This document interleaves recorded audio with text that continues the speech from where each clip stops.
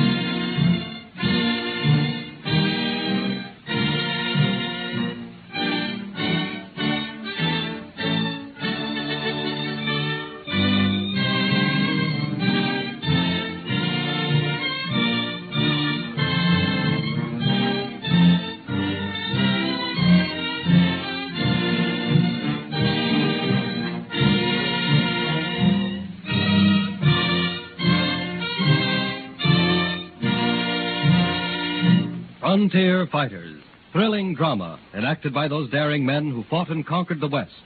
In 1849, Ethan and Hosea Grosh, sons of a Pennsylvania preacher, came to California by sea from Philadelphia.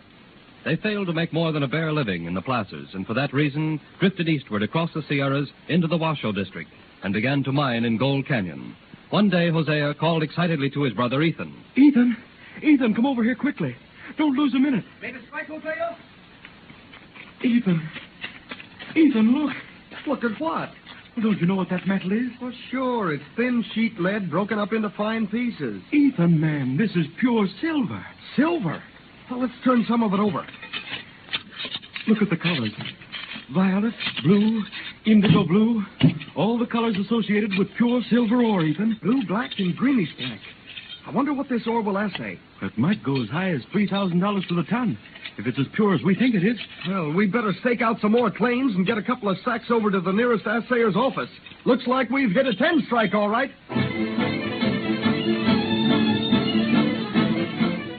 The assayer to whom they took the ore said it would show $3,500 to the ton. The next steps the Grosh brothers took to make themselves millionaires were attended by tragedy. The capitalist, who was to put up the funds, was murdered by desperados. A few days later, Hosea Grosh injured his foot with a pick. He died from blood poisoning. Ethan Grosh, in an heroic attempt to get from Johnstown to Placerville, where funds might be more abundant, became lost in a blinding 4-day snowstorm. When, at last, he stumbled into a miner's camp, he was suffering from frozen feet and extreme exposure. After 12 days of delirium, the hardy pioneers who had kept the vigil with the sick man knew that he was dying. My brother, Hosea, we found a lode. It's talking out of his fever, I reckon. Keeps mumbling about a rich strike somewhere. Never tells the place. $3,500 to the ton. Like any man, a millionaire. I guess he's about done for us, poor fella. Yeah, some blessing we know who he is. Leastways, we can write his kinfolk. Tell my father I lived as he wanted me to. Clean. I'll write your father, Ethan. Now, why don't you stop worrying and try and get some rest? Rest? Yes. I'll get some rest. Now. Fred. Yep, he's gone.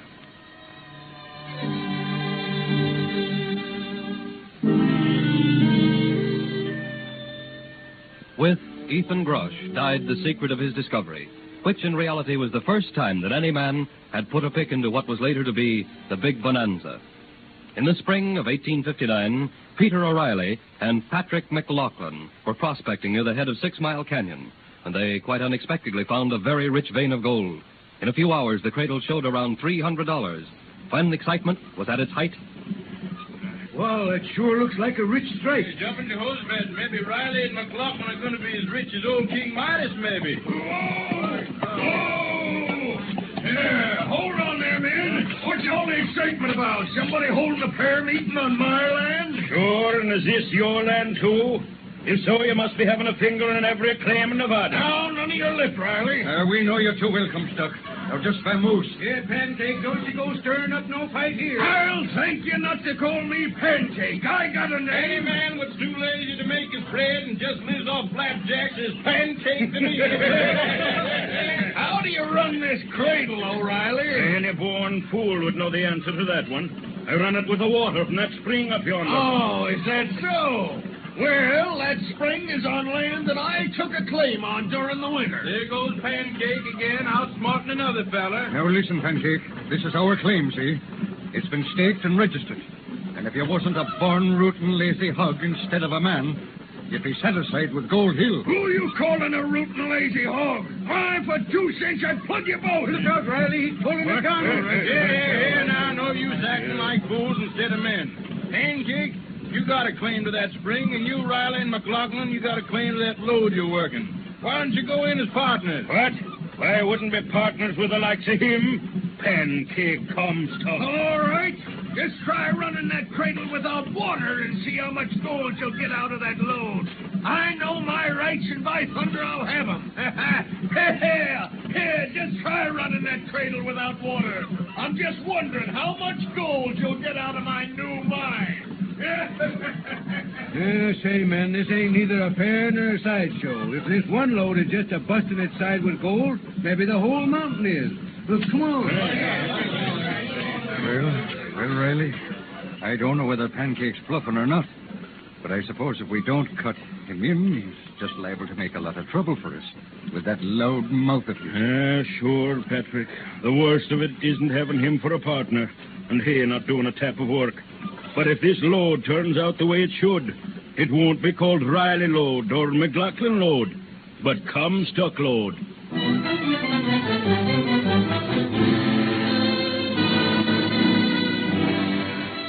in this very dramatic and unusual fashion was Comstock Lode discovered.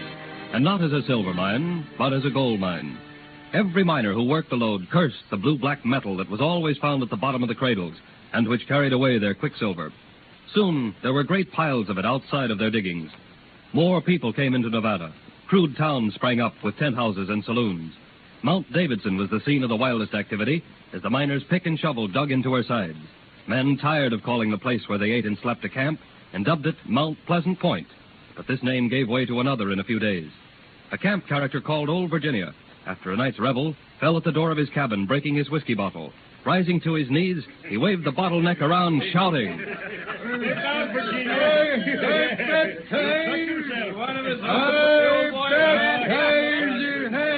Hey, you fellas, listen to me. I baptized this ground. Yes, sir, that's it. I baptized this ground Virginia Town. Three cheers for the best little town in the West, the pride of Nevada, Virginia Town. Hooray! Hooray! Hooray! And someday it'll be a city, too. Mark my words, the pride of Nevada will be Virginia City. Within a few weeks, Virginia Town became the most important place in the Washoe District. Early in July 1859, a California rancher by the name of Augustus Harrison visited the Washoe mines. Poking around in the huge piles of this outcast blue-black ore, he picked up a sample that looked especially rich to him. In Grass Valley, a leading gold camp on the west slope of the Sierras, he showed this specimen to Judge James Walsh, who had it assayed. Judge, if this ore is as rich as my hunch leads me to believe... Well, it's hard to say just how many hundreds of dollars of gold this ore would run to the ton. Or it may run a very negligible amount.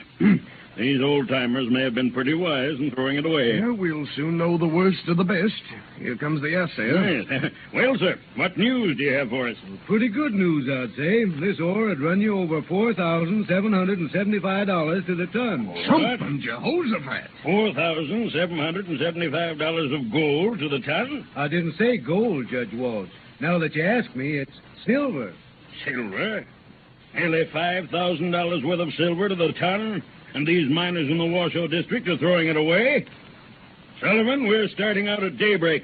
Whether those miners know it or not, they've struck a mighty big bonanza.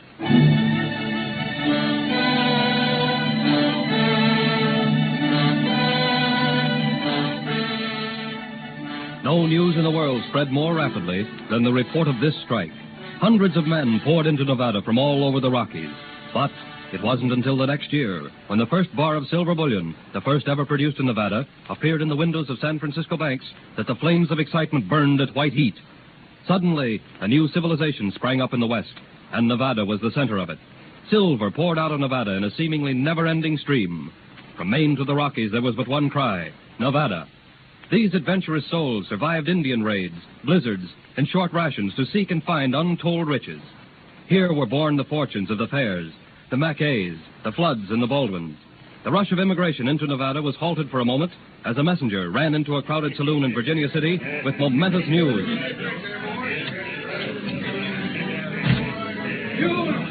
News from the nation's capital. It's come at last.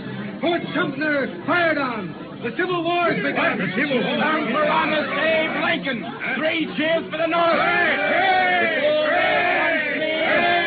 I'm laying down my pick and shovel right now and picking up a gun. This is going to be a long war.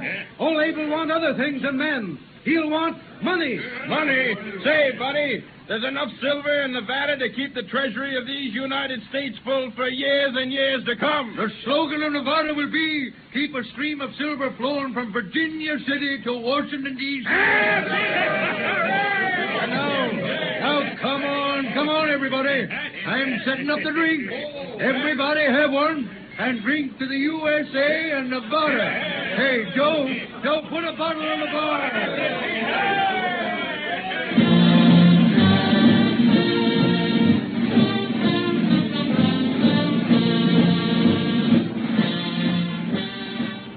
Nevada, as a free territory and later as a state, played a most important role in the nation's destiny, and the silver which poured out of the Comstock Lode and other rich bonanzas helped to pay the cost of the war.